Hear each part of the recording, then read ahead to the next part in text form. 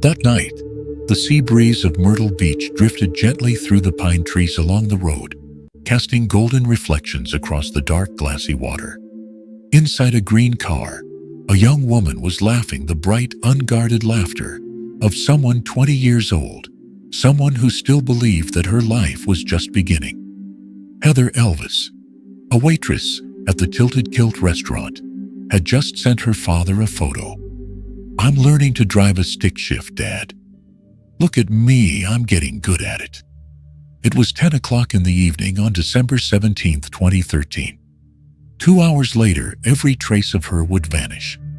When the sun rose, Heather's green Dodge Intrepid was found parked by the Peachtree Boat Landing, a lonely riverside spot, far from the city, the kind of place where all you can hear is the water lapping against the shore and the wind whispering through the reeds. The doors were locked. Her belongings were still inside. Nothing seemed out of place, but Heather was gone. Her father, Terry Elvis, stood by the car, his hands trembling as he unlocked the door with a spare key. The driver's seat was empty. The silence inside felt wrong, as if someone had carefully erased his daughter's existence from the world. No screams, no witnesses, just a string of unanswered calls between Heather and a married man. That man would later tell investigators he only wanted Heather to leave him alone. So I called her, told her, hey, look, I don't know if it's notes that you're, whatever. Enough's enough. Stop calling me. Stop texting me. She says, I don't know why it has to be like this or something like that. And I'm like, look, you just need to stop. It wasn't what you think it was. It was just.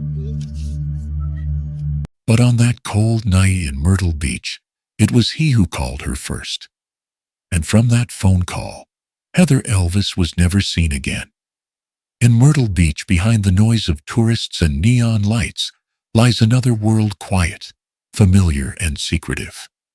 It's the kind of place where people greet each other by name, where diners never close, and where everyone knows everyone else's business. And in that small-town world lived Heather Elvis, a 20-year-old girl with bright brown eyes and dreams far bigger than the streets she walked every day. Heather graduated from St. James High School in 2011. She moved out soon after sharing an apartment with her best friend, Brianna Warland. By day, she worked as a waitress at the Tilted Kilt, a Scottish-themed restaurant where smiles were part of the uniform. By night, she studied cosmetology, hoping to become a professional makeup artist. Her life was simple, but full of light, a mosaic of youth ambition and small victories. She was especially close to her father, Terry. Every day, she sent him at least one message, sometimes just, "I'm okay, Dad." To him, that little ritual meant the world. It was proof that his daughter was safe, happy, and still his little girl. Then came Sydney Moor. He was 38, nearly twice her age, a handyman who did maintenance work for local restaurants, including the Tilted Kilt. He wasn't charming or striking, just an ordinary man with a worn face and a quiet arrogance. But for Heather, he represented something different: stability, maturity, a kind of attention she'd never known. What she couldn't see was the storm that followed him, a storm named Tammy Moor, his wife. Possessive, jealous, and cruelly inventive in her anger, Tammy's control over Sydney went far beyond marriage. At first, the affair seemed harmless. Sydney brought Heather coffee during her shifts, lingered for small talk, made her laugh. One message turned into two into a secret. Soon the affair grew into something Heather mistook for love, and Sydney mistook for escape. When Tammy found out, everything shattered. She didn't just confront them, she destroyed them. Tammy forced Sydney to call Heather while she listened, demanding he humiliate the girl and call her a mistake. Brianna, Heather's roommate, later said she heard her friend screaming through the phone that night, her voice trembling as she tried to hold it together. But Tammy wasn't done. She sent Heather intimate photos of herself with Sydney, called the restaurant, threatening to cancel contracts unless Heather was fired. Eventually, Heather lost her shifts and with them, her confidence. By November 2013, Heather decided to end it. She deleted Sydney's number, found a new job at a beauty salon, and tried to rebuild herself. But then rumors began to spread. Heather might be pregnant. She never confirmed it. But in messages to her friends, she wrote, "Everyone thinks I'm strong, but I'm scared. I'm scared of what's coming." Tammy, meanwhile, kept watching. Through fake social media accounts, through mutual contactees, through her husband. Sydney, trapped between guilt and fear, began to lose himself, a man pulled apart by two women, one he loved for her innocence, the other he feared for her rage. And Heather, the girl who once dreamed of creating beauty, didn't know that the man she'd tried to forget was about to call her again. For the last time. It was December 17th, 2013. A quiet Tuesday evening in Myrtle Beach. On White River Drive, Heather Elvis was getting ready for her first real date in months. The young man's name was Stephen Schiraldi, someone she'd met on Instagram. Kind, polite. A good listener. He wasn't like the others. He wasn't like Sydney. That night felt like a reset of a clean page. They went to dinner, shared small jokes, and afterward, Stephen took her to an empty parking lot near an abandoned mall to teach her how to drive a manual car. Heather laughed at herself every time she stalled the engine, snapping a photo for her father. "I'm doing it, Dad. I'm a pro now." It was the last photo she ever sent. Around midnight, Stephen dropped Heather off at her apartment. They talked briefly on the phone after she went inside, a small sweet end to a normal night. But what happened after midnight would destroy the illusion of normal forever. 1:19 a.m. Surveillance cameras at a Walmart on 10th Avenue caught Sydney Moor buying a pregnancy test. 1:35 a.m. A 5-minute phone call was made from a payphone near that same Walmart to Heather's number. The security footage showed Sydney stepping into the booth. Moments later, Heather called her best friend, Brianna. Her voice was shaky, emotional. She said Sydney had just called saying he'd left his wife and wanted to see her again. Brianna's reply was desperate. "Don't go, Heather. Don't you dare go. You know who he is." Heather whispered back, "I don't know. Maybe he's different now." 2:29 a.m. Heather tried calling the payphone back. No answer. 3:16 a.m. She called Sydney directly. The call lasted 4 minutes. No one knows what was said. After that, Heather's phone began moving toward the Peachtree Boat Landing, a remote riverside area lined with trees and silence. At almost the same moment, a black Ford F-150 was caught by a roadside camera, leaving the Moors' home, heading toward that same landing. 3:30 a.m. Heather tried calling again. No response. 3:42 a.m. Her final call. Then nothing. No messages. No signal.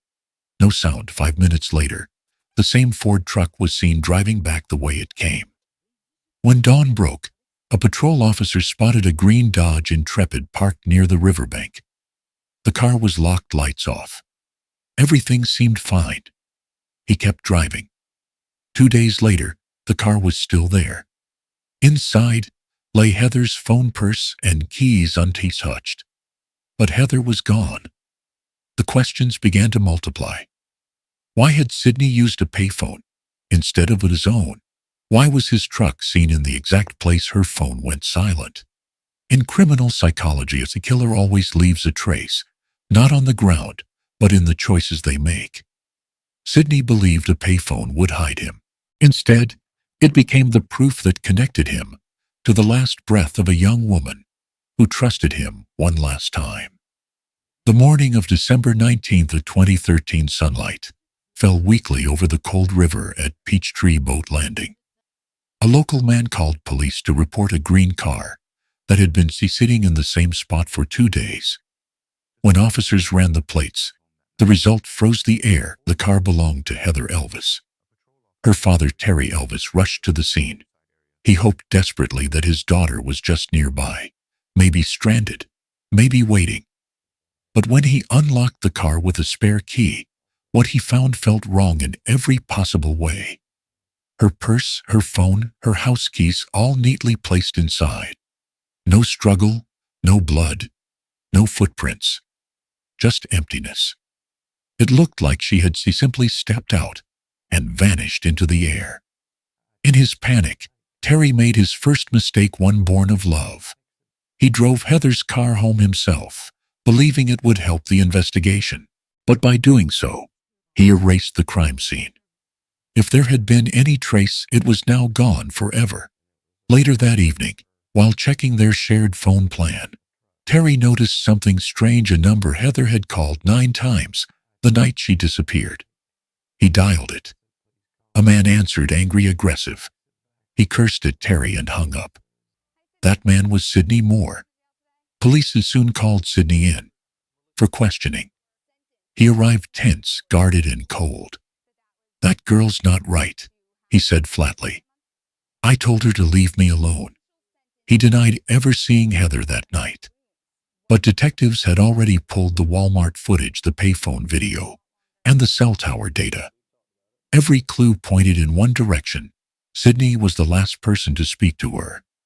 Confronted with evidence, he finally admitted making the call, claiming it was only to tell Heather to stop bothering him.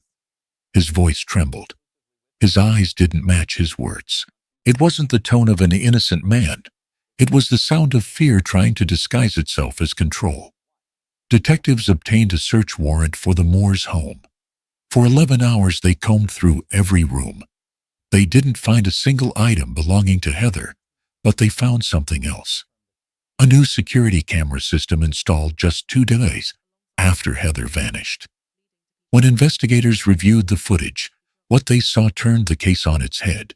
Sidney and Tammy Moor were captured meticulously cleaning their black Ford F-150, scrubbing the front seats, wiping down the interior. Then Tammy was seen carrying the rags outside and burning them. The guilty believe they can wash away a crime. But cleaning is confession, a ritual born from panic. You don't burn what you're not afraid of. As investigators built their case, Tammy took the fight online. She created Facebook posts portraying herself as the victim, a betrayed wife, falsely accused. She described Heather as reckless, flirtatious, and the kind of girl who destroyed families. Her words spread fast. People started to believe her. Some even said she got what she deserved. The court of public opinion divided in two, one defending the Moors, the other demanding justice for Heather. Meanwhile, Terry and his wife Debbie organized search teams, handing out flyers, combing woods, marshes, and riversides, day after day. Sidney and Tammy, in contrast, smiled for free photos, went shopping, posted about moving on. But for investigators like Luis, those smiles said everything. The innocent don't scrub their truck at midnight. They don't burn rags. And they don't write essays online to convince the world they're blameless. The wind at Peachtree Landing still whispers across the river, but now it carries a different sound, the faint echo of a secret waiting to be pulled from the water. By February 2014, nearly 2 months after Heather vanished, police finally arrested Sidney and Tammy Moor. They were charged with kidnapping, obstruction of justice, and indecent exposure. The news spread across South Carolina like wildfire. Yet for Heather's family, it brought no peace because their daughter was still missing. When officers led the couple out of their home, Tammy held Sidney's hand, chin lifted high, a defiant smile on her lips. She didn't look frightened. She looked proud. Soon after, she posted on Facebook, "We are the victims of a witch hunt. They are trying to destroy our family." And some people believed her. Supporters began calling the Moors the innocent couple, painting Heather as a homewrecker, a girl who went too far. For the Elvis family, it was unbearable. They received threatening calls, anonymous letters, and online harassment. All the while they continued their search posters, community meetings, and chant prayers by the river. There's nothing more cruel than when the guilty are allowed to speak, while the dead remain silent. In 2016, Sydney's first trial for kidnapping began. The courtroom was filled with tension. Heather's parents sat in the front row motionless. Sydney took the stand, expressionless, eyes hollow. He insisted he hadn't seen Heather since October, that the payphone call was just to tell her to leave him alone. But the evidence told another story. CCTV footage, cell records, GPS data, and his own lies all wove together a damning timeline. Still, after hours of deliberation, the jury couldn't reach a verdict. 10 voted guilty, 2 refused.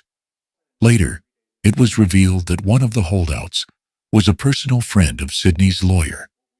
The judge declared a mistrial. Justice doesn't always fail because of lack of proof. Sometimes it fails because of fear, or pity, or prejudice. In 2017, Sydney was tried again, this time for obstruction of justice for lying about him the payphone call. Under oath, he finally admitted that he had removed the SIM card from his own phone, using the payphone so he couldn't be traced. That single admission sealed his fate. He was sentenced to 10 years in prison, the maximum penalty. A year later, in October 2018, it was Tammy's turn to face trial for conspiracy to kidnap. She entered the courtroom, confident, dressed neatly, almost sci-fi. But when the jury watched surveillance footage of her burning rags and ordering her husband around like a prisoner, her smile faded. After just 4 hours of deliberation, the jury returned with a verdict: guilty. Tammy Moor was sentenced to 30 years in prison. In September 2019, Sydney faced his final trial for kidnapping Heather Elvis. And this time a surprise witness stepped forward. Donald D. Marino, Sydney's cousin. Donald testified that Sydney had once shown him a photo of Heather, her face covered in scratches and streaked with what looked like blood. Sydney told him, "She's gone." The courtroom fell silent. Heather's father wept. Her mother bowed her head, not in relief, but in recognition. They had known this truth all along. By the end of the trial, the verdict was clear: Sydney Moor guilty. He received 30 years in prison, the same as his wife. But neither of them ever confessed. Neither revealed what really happened that night, or where Heather's body lies. A sentence can end a trial, but not a crime. When the body is never found, the guilt doesn't die. It lingers in every sleepless night, in every unanswered question. Justice may have a number, but closure never does. When the courtroom doors finally closed, Myrtle Beach returned to its quiet illusion of normalcy. But for the Elvis family, time had stopped on that cold December night in 2013. There was no funeral, no grave, only an empty space where Heather should have been. Every year on the anniversary of her disappearance, Terry and Debbie Elvis drive to Peachtree Boat Landing, the same riverside where her car was found. They bring flowers, light candles, and stare into the black water, waiting for a sign, a bracelet, a piece of fabric, a truth. But the only thing that answers is the wind whispering through the reeds, as cold and silent as the night their daughter vanished. In prison, Sydney and Tammy Moor still claim their innocence. They file appeals, write letters about the injustice they've suffered. Not once, not a single time do they mention Heather's name. A case can end with a verdict, but justice can't end with silence. Because justice isn't a sentence, it's the truth. And when the truth is buried, grief becomes the only thing left alive. Heather's father once said through tears, "If I could bring my little girl home, even just her bones, I would. I just want to bring her home."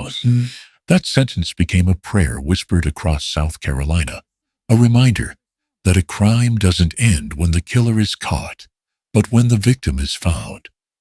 Today, Heather Elvis stands as a symbol for the countless missing people who vanished, not just from the world, but from memory. Sydney and Tammy may be behind bars, but Heather's spirit is still trapped between the river, the lies, and the silence of those who know the truth. And maybe only when someone finally dares to speak it will she be free.